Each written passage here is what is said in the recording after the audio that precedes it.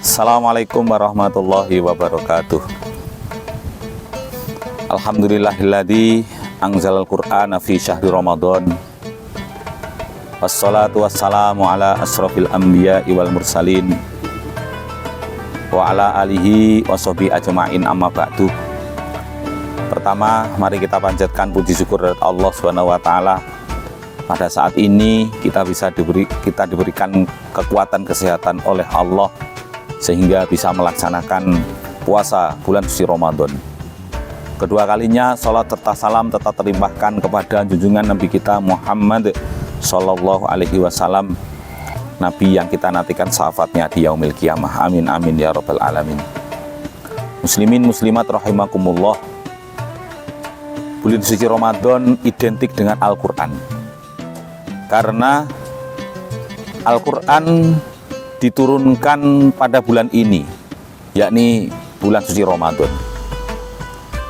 Oleh karenanya mari kita perbanyak membaca Al-Quran secara sendiri maupun berjamaah, di rumah maupun di musola, di masjid, di pondok pesantren, di surau dan yang lain-lainnya. Karena selain kita bersyukur akan diturunkannya Al-Quran, membaca Al-Quran itu termasuk ibadah. Walaupun dalam Al-Quran itu kita tidak paham, ada dua bacaan yang walaupun kita tidak paham isinya, tidak paham artinya, akan mendapatkan pahala dari Allah Subhanahu wa taala. Yang pertama adalah membaca Al-Quranul Karim. Yang kedua adalah membaca sholawat. Sholawat apapun yang kita baca itu akan mendapatkan keberkahan dari sholat itu sendiri.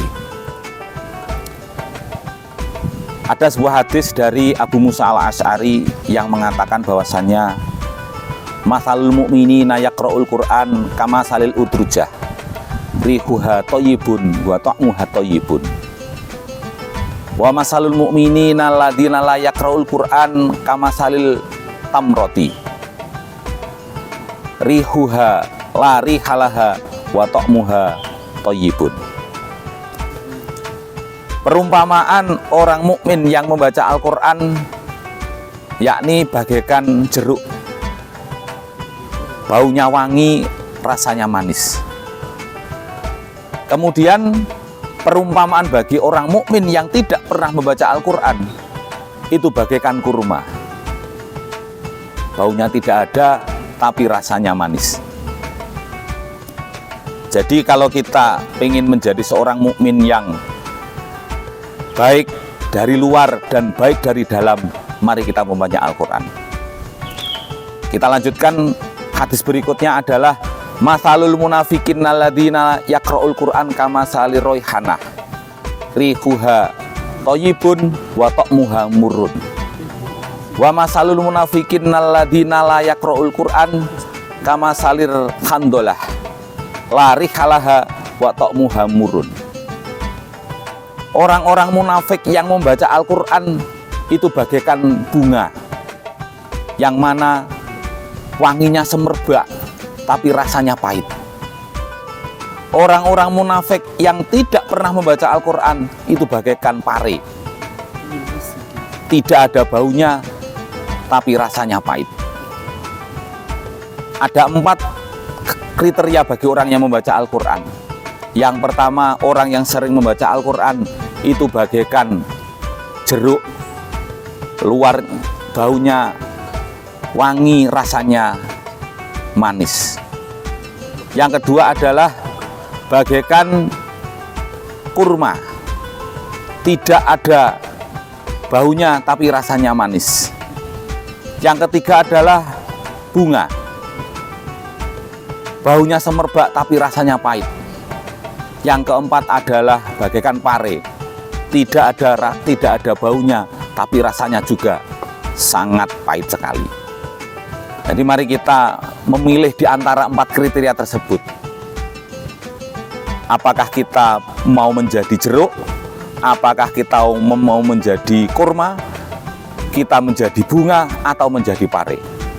Mari kita cerdas untuk memilih ini, karena ini berkaitan dengan ibadah kita setiap hari. bagi kita sebagai orang muslim,